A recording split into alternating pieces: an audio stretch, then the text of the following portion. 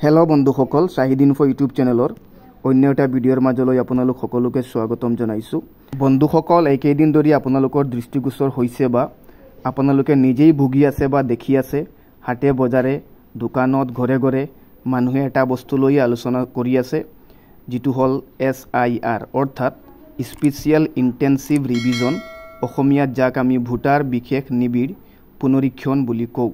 তো বন্ধুসকল এই SIR টো কি হয়, ইয়াৰ কাৰণে আমি কেনেকুৱা ধৰণৰ প্ৰিপাৰেচন ল'ব লাগিব, তাৰ কাৰণে কি কি নথিপত্ৰৰ প্ৰয়োজন হ'ব, এই গোটেইখিনি বস্তু মই আপোনালোকক এই ভিডিঅ'টোৰ জৰিয়তে জনাই যাম।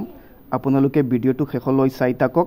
লগতে বন্ধুসকল মই এটা বস্তু জনাব বিচাৰিছো যে SIR ৰ ওপৰত ভিত্তি কৰি অসম চৰকাৰৰ ফালৰ পৰা এতিয়ালৈকে কোনো ধৰণৰ অফিচিয়েল নোটিফিকেশ্যন আহা নাই। এতিয়ালৈকে মই বা অসমৰ যিসকল ইউটিউবাৰে ভিডিঅ' বনাইছে SIR ৰ ওপৰত ভিত্তি কৰি সেইটো সম্পূৰ্ণৰূপে তথ্যটো বা নোটিফিকেশ্যনটো চোৱা হৈছে বিহাৰত যি SIR চলি আছে তাৰ ওপৰত ভিত্তি কৰি আপোনালোকক জনোৱাৰ চেষ্টা কৰা হৈছে। তো বন্ধুসকল আহক আমি SIR সম্পৰ্কে অলপ জানো। তো SIR টো হল ভাৰতৰ নিৰ্বাচন আয়োগৰ দ্বাৰা চলি থকা এটা ভোটাৰসকলৰ ইন্টেনসিভ ৰিভিজন অৰ্থাৎ ভোটাৰসকলৰ বিশেষ নিবিড় পুনৰীক্ষণ কৰা হ'ব, যেটো 2005 চনতো আগতে এবাৰ কৰা হৈছিল। এই প্ৰক্ৰিয়াত নিৰ্বাচন আয়োগৰ দ্বাৰা নিয়োজিত বিষয়াই আপোনাৰ ঘৰে ঘৰে গৈ ভোটাৰক একোখনকৈ ফৰ্ম ফিলআপ কৰা আৰু উক্ত ফৰ্ম ফিলআপখন কৰাত আপোনালোকৰ কি কি ধৰণৰ নথিপত্ৰৰ প্ৰয়োজন হ'ব মই সবিশেষ ভিডিঅ'টোত জনাই যাম। আপোনালোকে ভিডিঅ'টো শেষলৈ চাই থাকক। কোনখিনি বয়সৰ মানুহৰ কাৰণে কেনেকুৱা ধৰণৰ নথিপত্ৰৰ প্ৰয়োজন হ'ব সম্পূৰ্ণ তথ্য আপোনালোকে এই ভিডিঅ'টোত জানিবলৈ পাব। নথিপত্ৰ কি কি লাগিব সেইখিনি কোৱাৰ আগত মই আপোনালোকক দুটা জৰুৰী কথা জনাব বিচাৰিছো বা ক'ব বিচাৰিছো। এক নম্বৰটো হল পুনৰীক্ষণত জমা দিয়া ফৰ্মখনৰ একপি নিজৰ হাতত আপোনালোকে জেৰক্স কৰি ৰাখিব আৰু দ্বিতীয়টো হল পুনৰীক্ষণত ফিলআপ কৰা ফৰ্মখন জমা দিবলৈ নাপাহৰিব। জমা নিদিলে ভোটাৰ তালিকাৰ পৰা নাম আপোনাৰ কৰ্তন হ'ব। এতিয়াও আমি আলোচনা কৰো কোন বয়সৰ মানুহৰ কাৰণে কেনেকুৱা ধৰণৰ নথিপত্ৰৰ প্ৰয়োজন হ'ব আপোনালোকে চাই থাকক। তো বন্ধুসকল একচুয়ালি তিনি ধৰণৰ অৰ্থাৎ তিনি স্তৰৰ মানুহৰ কাৰণে তিনি ধৰণৰ নথিপত্ৰৰ প্ৰয়োজন হয়। একম স্তৰত আছে অৰ্থাৎ প্ৰথম স্তৰত যদি আপোনাৰ জন্ম 1987 চনৰ জুলাই মাহৰ আগত জন্মগ্ৰহণ কৰিছে আপুনি, তেতিয়াহ'লে আপোনাৰ নিজৰ যিকোনো পৰিচয় পত্ৰ এখন হলেই হ'ব, যেনেকুৱা আধাৰ কাৰ্ড, পান কাৰ্ড বা পাছপোৰ্ট, ড্ৰাইভিং লাইসেন্স যি আপোনাৰ আছে আৰু যিকোনো এখন পৰিচয় পত্ৰ হলেই হল। ইয়াত কোনো 1987 চনৰ আগৰ কোনো নথিপত্ৰ আপোনাৰ নালাগে, এনেই নৰ্মেল এখন আপোনাৰ নথিপত্ৰ লাগিব আৰু লগতে 2005 চনৰ ভোটাৰ তালিকাত আপোনাৰ নাম টকাটো বাধ্যতামূলক থাকিবই লাগিব।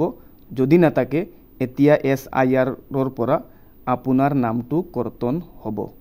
তাৰ পিছত হল দ্বিতীয় স্তৰত যিসকল দ্বিতীয় স্তৰত হল 1987 চনৰ পৰা জুলাই মাহৰ পৰা 2002 চনৰ ডিসেম্বৰৰ ভিতৰত জন্মগ্ৰহণ যিসকল ভোটাৰে কৰিছে তেখেতসকলে নিজৰ যিকোনো এখন পৰিচয় পত্ৰ দেখুৱাব লাগিব, জন্মৰ প্ৰমাণ পত্ৰ লাগিব আৰু পিতৃ মাতৃৰ পৰিচয় পত্ৰ দিব লাগিব।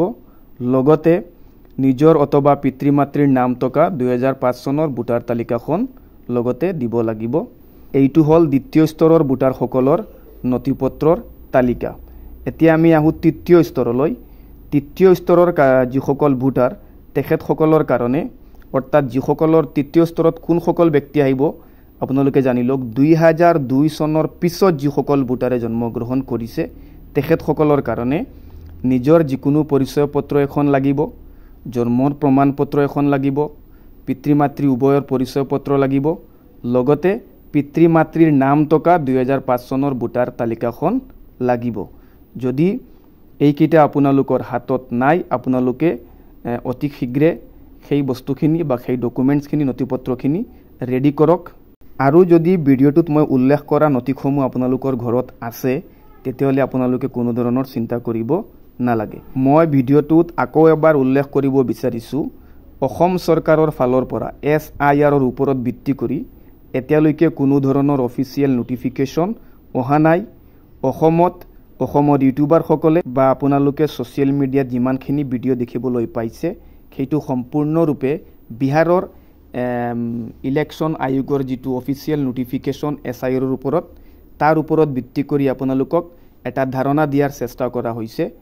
গতিকে আপোনালোকে অসম চৰকাৰৰ ফালৰ পৰা যিখন অফিচিয়েল নোটিফিকেশ্যন আহিব তাৰ অপেক্ষা কৰিব লাগিব। কিন্তু এটা বস্তু খাটাং যে অসমতো SIR অৰ্থাৎ স্পেচিয়েল ইণ্টেনচিভ ৰিভিজন যিটো কাৰ্যসূচী বা যিটো ছিষ্টেম নিৰ্বাচন আয়োগৰ ফালৰ পৰা সেইটো আৰম্ভ কৰা হ'ব অতি শীঘ্ৰেই। যদিও বিহাৰত যিখিনি ডকুমেণ্টছ বিচাৰিছে একেবাৰে ছেইম তেনেকুৱা নহয়, ইয়াৰ আশে পাশে হ'ব।